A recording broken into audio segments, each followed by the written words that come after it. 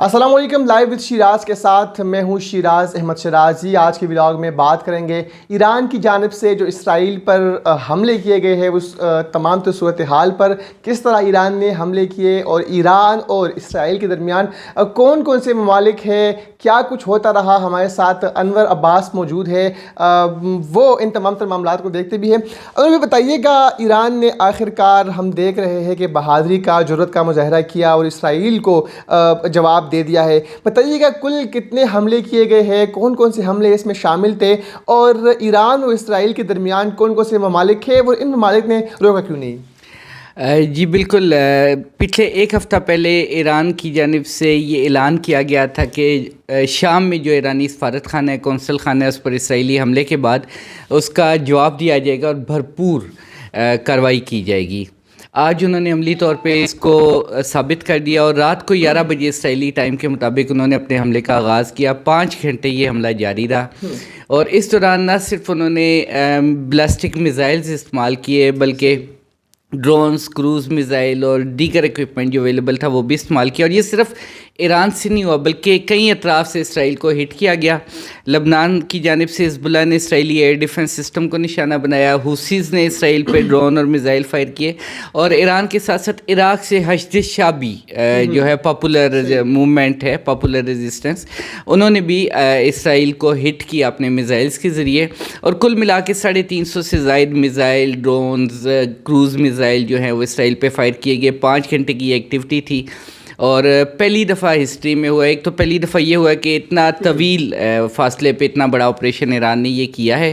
Secondly, history میں پہلی دفعہ ایران نے ڈائریکٹلی اسرائیل پہ حملہ کیا ہے۔ ابھی تک اس سے پہلے کسی ملک کی جانب سے، ایک عرب اسرائیل وار کے دوران ہمیں ملتا ہے کہ 3 عرب ملکوں نے جب اٹیک کرنا تھا یوم کمپور پہ، اور اسرائیل نے ریٹیلیٹ پہلے ہی کر دیا اور ان کی ایئر فورس کو تباہ کر دیا 3 گھنٹے کے اندر، 3 ملکوں کی ایئر فورس کو۔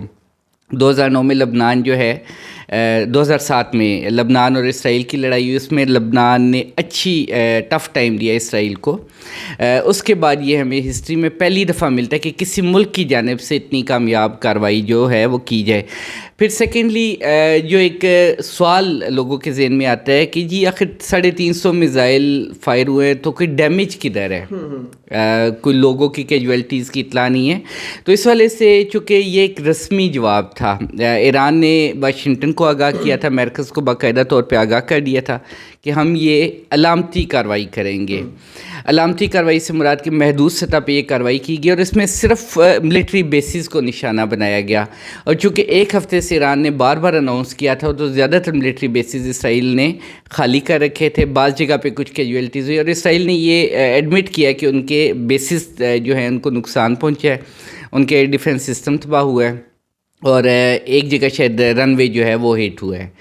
تو اس دوران اگر ہم رول کی بات کریں، درمیان میں ممالک کا کیا رول تھا، تو سب سے پہلے جو اسرائیل کے ہمسایہ ممالک ہیں ان میں لبنان ہے، لبنان، سیریا اور عراق، ان تینوں کی جانب سے چونکہ ایران نے 72 گھنٹے پہلے انفارم کر دیا تھا کہ ہم یہ میزائل حملے کرنے لگے، اسرائیل کے خلاف جوابی حملہ کرنے لگے ہیں، تو انہوں نے اپنی ایئر ڈیفنس جو ان کی انسٹالیشنز تھی ان کو آف کر دیا، ان کو بند کر دیا۔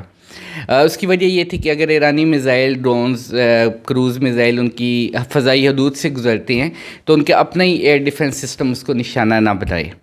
ایرانی میزائلز کے گزرنے کے بعد ان انسٹالیشنز کو آن کیا گیا، دوبارہ ان کو ایکٹیو کیا گیا۔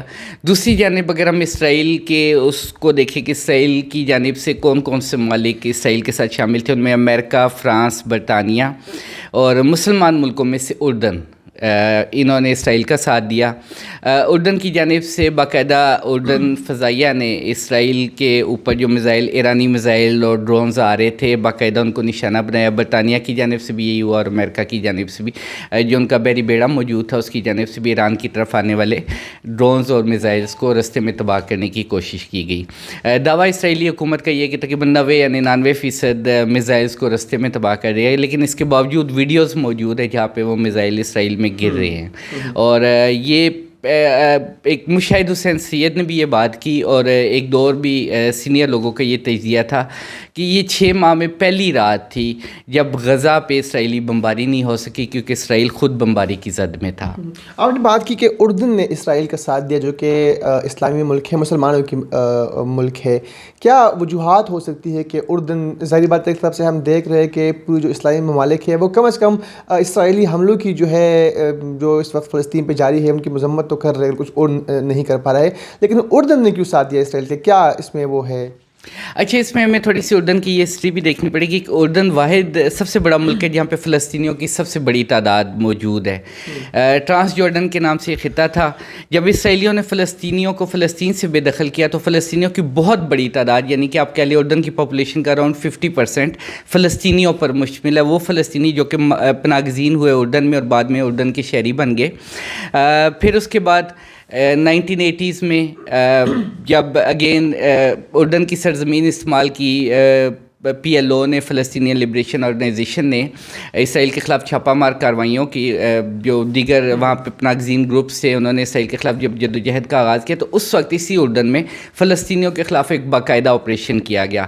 پاکستان سے جنرل ضیاء الحق جو ہیں وہ اس پوری اسٹریٹجی کو بنانے والے تھے.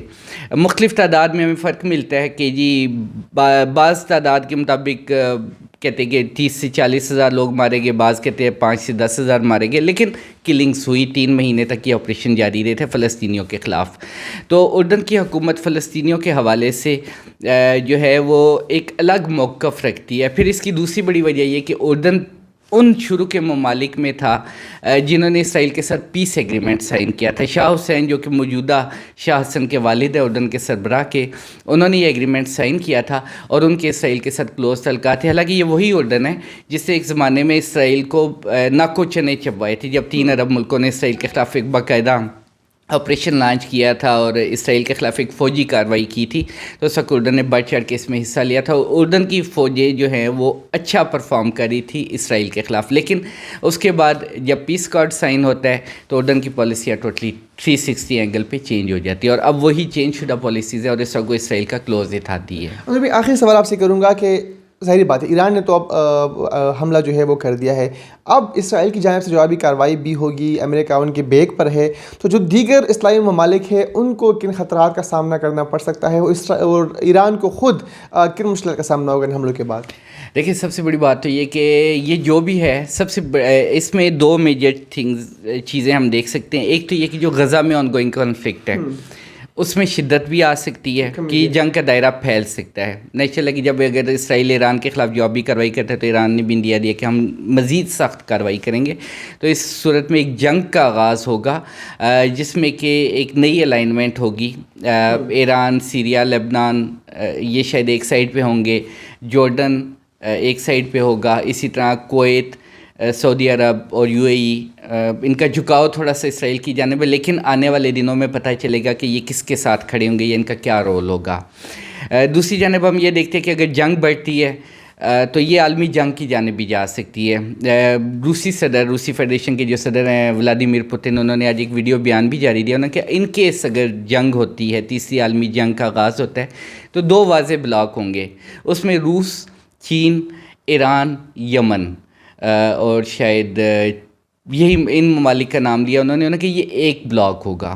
اور دوسری جانب امریکہ, برطانیہ, اسرائیل اور نیٹو واضح انڈیکیشن دے دی کہ یہ مخالف بلاک ہوگا. اور انہوں نے انڈیکیشن دی ہے کہ یہ اگر صورتحال یہاں پہ ڈی ایسکیلیٹ نہیں ہوتی, تناؤ میں کمی نہیں آتی, تو یہ تیسری عالمی جنگ کی طرف بات جا سکتی ہے. اور اسی طرح نیشنل ہے کہ ایران کی اقتصادی صورتحال بہت بری ہے. فائنینشلی کافی عرصے سے ان کے خلاف چونکہ پابندیاں ہیں, تو وہ شاید اس طرح اپنا دفاع, یا ہم یہ کہ اگر جنگ جیت سکتے تو شاید وہ بھی قبل از وقت ہوگا. ابھی وہ آنے والے حالات میں پتہ چلے گا, کیونکہ ملکوں کو جنگ لڑنے کے لیے صرف آرمی یا اسلحے کی ضرورت نہیں ہوتی بلکہ ان کے اقتصادی حالات بھی دیکھے جاتے ہیں, ان کے دیگر ممالک کے ساتھ تعلقات بھی دیکھے جاتے ہیں, اور دین یہ دیکھا جاتا ہے کہ وہ کس حد تک اپنا دفاع کر سکتے ہیں.